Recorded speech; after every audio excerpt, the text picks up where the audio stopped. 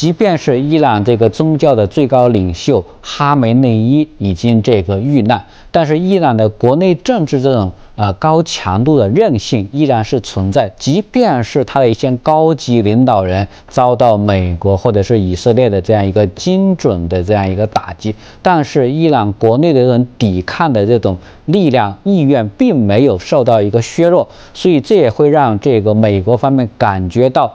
伊朗方面的这样一个坚定的反美的这样一个斗争的意愿。所以呢，伊朗目前呢就是说尽可能的给美国或者是还有以色列以及其他一些